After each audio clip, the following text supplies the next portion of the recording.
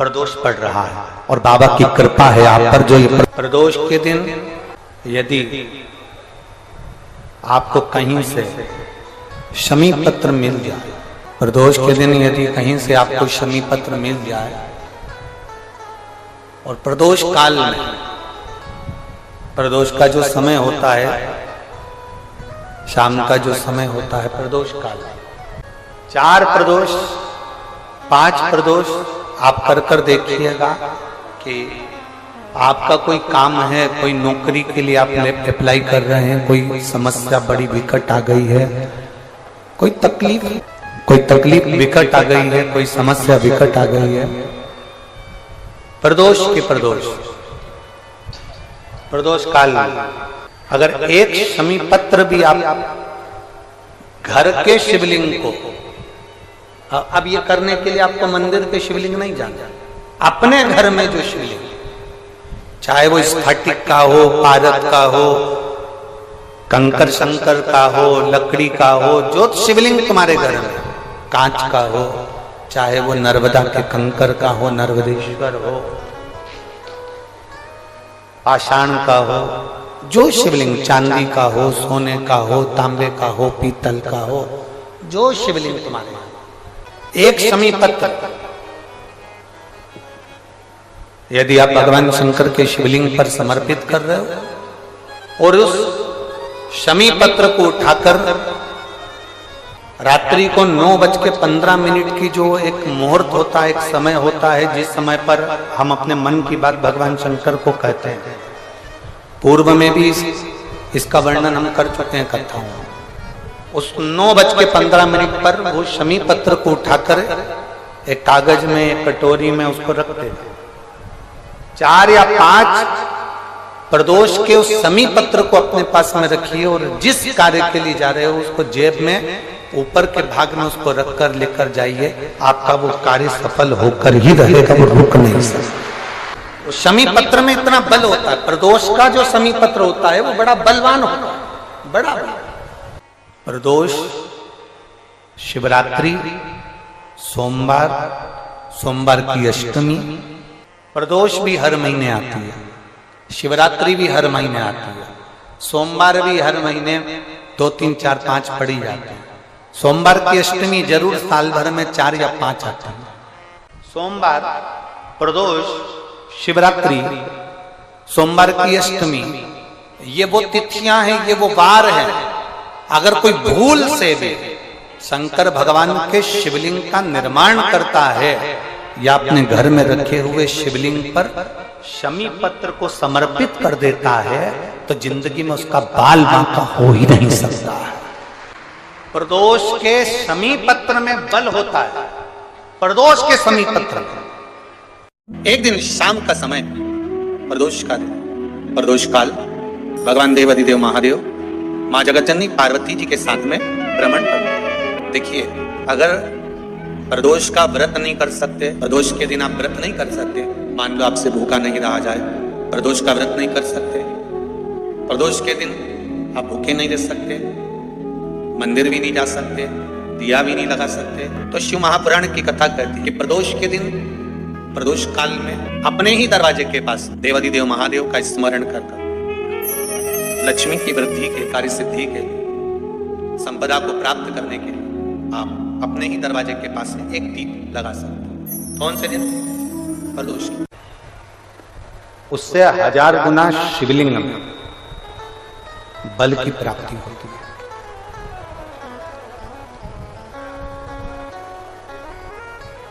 प्रदोष के दिन यदि आपको कहीं से शमी पत्र मिल जाए, प्रदोष के दिन यदि कहीं से आपको शमी पत्र मिल जाए और प्रदोष काल में, प्रदोष का जो समय होता है, शाम का जो समय होता है प्रदोष काल, 4 प्रदोष 5 प्रदोष आप कर देखिएगा कि आपका कोई काम है, कोई नौकरी के लिए आप अप्लाई कर रहे हैं, कोई समस्या बड़ी विकट आ गई है, कोई तकलीफ, बड़ा गला पकड़ रहा है बेटा, कोई तकलीफ विकट आ गई है, कोई समस्या विकट आ गई है, प्रदोष के प्रदोष काल में अगर एक शमी पत्र भी आप घर के शिवलिंग को, अब ये करने के लिए आपको मंदिर पे शिवलिंग नहीं जाना, अपने घर में जो शिवलिंग, चाहे वो स्फटिक का हो, पारद का हो, कंकर शंकर का हो, लकड़ी का हो, जो शिवलिंग तुम्हारे घर में, कांच का हो, चाहे वो नर्मदा के कंकर का हो, नर्मदेश्वर हो, पाषाण का हो, जो शिवलिंग, चांदी का हो, सोने का हो, तांबे का हो, पीतल का हो, जो शिवलिंग तुम्हारे, एक शमी पत्र यदि आप भगवान शंकर के शिवलिंग पर समर्पित कर रहे हो और उस शमी पत्र को उठाकर रात्रि को 9:15 की जो एक मुहूर्त होता है, एक समय होता है, जिस समय पर हम अपने मन की बात भगवान शंकर को कहते हैं, पूर्व में भी इसका वर्णन हम कर चुके हैं कथाओं में। उस 9:15 पर वो शमी पत्र को उठाकर एक कागज में, एक कटोरी में उसको रख देते हैं। 4 या 5 प्रदोष के उस शमी पत्र को अपने पास में रखिए और जिस कार्य के लिए जा रहे हो उसको जेब में ऊपर के भाग में उसको रखकर लेकर जाइए, आपका वो कार्य सफल होकर ही रहेगा, वो रुक नहीं सकता। शमी पत्र में इतना बल होता है, प्रदोष का जो शमी पत्र होता है वो बड़ा बलवान होता है, बड़ा किसी भी प्रदोष के दिन, प्रदोष काल में एक बार लगा दे, उसके बाद में अपनी कामना कर कर बेलपत्री। एक छोटा सा उपाय अवश्य करिएगा। अगर बच्चे कोई एग्जाम में बैठ रहे हैं या कंपटीशन एग्जाम है या नौकरी के लिए अप्लाई कर रहे हो, मान लो 4-6 महीने से बैठे हो, 8 महीने से बैठे हो, सर्विस नहीं है, नौकरी नहीं है, तो एक छोटा सा उपाय अवश्य करिएगा शिव महापुराण का। महाराज बेलपत्री के पेड़ के नीचे विराजमान होकर, बेलपत्री के पेड़ के नीचे जिसको नौकरी के लिए या एग्जाम में बैठ रहा है वो जल चढ़ाए, बेलपत्री के पेड़ के नीचे थोड़ा सा दूध चढ़ाए, फिर जल चढ़ाए और अपने राइट भाग में घी का दिया और अपने लेफ्ट भाग में तेल का दिया। किसी भी प्रदोष के दिन, प्रदोष काल में एक बार लगा दे, उसके बाद में अपनी कामना कर कर बेलपत्री के पेड़ के नीचे धोख लगाकर प्रणाम कर कर जाए और चले जाए इंटरव्यू के लिए, बाबा उत्तीर्ण करा ही देगा, नौकरी दिलाए। जिस दिन रविवार की प्रदोष पड़े उस दिन एक लाल वस्त्र में पीली सरसों रखकर और उसके अंतर्गत कुछ भी, एक या तो बमूल का कांटा ना मिले तो गुलाब का कांटा ही उसके अंतर्गत रख लीजिए। और मान लो कोई काम ऐसा है कि उसमें पैसा तुम्हारा आ ही नहीं गया, बहुत घाटे पर घाटा जा रहा है, नुकसान बहुत हो रहा है और कोई काम हो ही नहीं रहा, तो महाराज जिस दिन रविवार की प्रदोष पड़े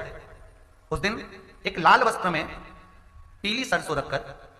और उसके अंतर्गत कुछ भी, एक या तो बमूल का कांटा ना मिले तो गुलाब का कांटा ही उसके अंतर्गत रख लीजिए और उसको शिव मंदिर का स्मरण कराकर शंकर भगवान का नाम लेकर रू भैरव, कौन सा भैरव है उसकी भी कथा भी आने वाली है। दारुक नाम के राक्षस का संहार करने के लिए जब माता अवतार लेगी तब शंकर भगवान बच्चे का रूप रखकर रोएंगे, तो शिव जी का एक नाम होगा रू भैरव। ये भैरव कहां पर रहता है, तो कहा ये शमशान में रहता है। कहां रहता है ये भैरव? शंकर का जो एक अवतार है रू भैरव, ये भैरव अवतार शमशान में रहता है। तो इस भैरव का काम क्या है, तो कहा शमशान में, शमशान की जो अग्नि होती है भले की लकड़ी रहे, भले उसमें कोई पदार्थ डाले ना डाले, थोड़ी देर में वो अग्नि रू आवाज, हल्की सी शमशान की जो अग्नि जलती है उसमें एक आवाज आती है। आप वैसे कोई अग्नि जलाएंगे ना उसमें आवाज नहीं आएगी, ध्यान देना। हमारे शमशान में अगर जो लोग गए होंगे मुर्दा जलाने के लिए, तो अगर वो एकांत में बैठेंगे तो उसमें से एक आवाज आती है रू। तो शिव पुराण कर रही है कि उस सरसों को, कांटे को रू भैरव का नाम लेकर जिस व्यापार जो नहीं चल रहा है, दुकान जो नहीं चल रही है, उस दुकान के सामने, उस व्यापार के सम्मुख में उसको जला दिया जाता है। ये करा जाता है रवि प्रदोष के लिए। महाराज कौन से प्रदोष? रवि प्रदोष के, जो सुख का भान कराती है, व्यापार की उन्नति के लिए, समृद्धि के लिए, लक्ष्मी के लिए इसका प्रयोग किया जाता है। तो यहां पर दारुक नाम का जो असुर है, दारुक नाम का जो राक्षस है, उसका एक ही कहना है कि मैं मरूं, मना नहीं है ब्रह्मदेव पर, वो मरने का। नंदी का एक पांव जो ऊपर होता है, आप लोग दर्शन करे होंगे शंकर जी के मंदिर में नंदी के, तो नंदी का एक पांव उठा हुआ होता है, एक पांव नीचे की ओर होता है। हड्डी से जुड़ा हुआ रोग, नेत्रों से जुड़ा हुआ, मस्तिष्क से जुड़ा हुआ कोई रोग रहता है तो एक नीले कलर का फूल आता है महाराज, उस फूल में हल्दी डालकर गुरुवार का प्रदोष पड़ने पर जो नंदी के पांव के पास समर्पित कर देता है महाराज, उसका रोग धीरे धीरे समाप्त होने लगता है। लिंग पुराण कहती है कि नंदीश्वर भगवान के सामने जो पुष्प समर्पित करा जाता है उसको, ये तो लिखा था स्कंद पुराण और शिव पुराण, लिंग पुराण कहती है जो फूल आपने समर्पित करा उसको लाकर पानी की बाल्टी में डालकर आप स्नान भी कर सकते हो, उससे भी हड्डी के जितने रोग होते हैं उसमें आराम लगने लगता है। जैसे कहीं शरीर नहीं चल रहा, हाथ झुंड पड़ रहा है, हाथ काम नहीं कर रहा, हाथ में झुंझुनी आ रही है, कंपन आ रहा है, जैसे मान लो कोई चाहे वो शनिचरी प्रदोष हो, चाहे रविवार की हो, सोमवार की हो, मंगल की हो, बुधवार की हो, गुरुवार की हो, शुक्रवार की हो, शनिवार की हो, कोई भी वार की हो, पर वैशाख महीने की प्रदोष काल में शाम का समय सूर्य डूब रहा हो, बस डूबा ही हो, और उस समय पर सूर्य के डूबन के तुरंत बाद बाबा को धतूरे के साथ में बेलपत्री ना चढ़ाते हुए बेलपत्री के वृक्ष के 7 कांटे बाबा के शिवलिंग पर समर्पित करे जाते हैं महाराज, अपनी जिंदगी में अड़चनों को हटाने के लिए। फिर आप जिस व्यापार में उतरे, जिस व्यवसाय में उतरे, जिस नौकरी में उतरे, आप दिल से करें, आपको तरक्की मिलेगी। आप हार नहीं सकते, नीचे नहीं आ सकते, उन्नति पर ही चढ़ेंगे। प्रदोष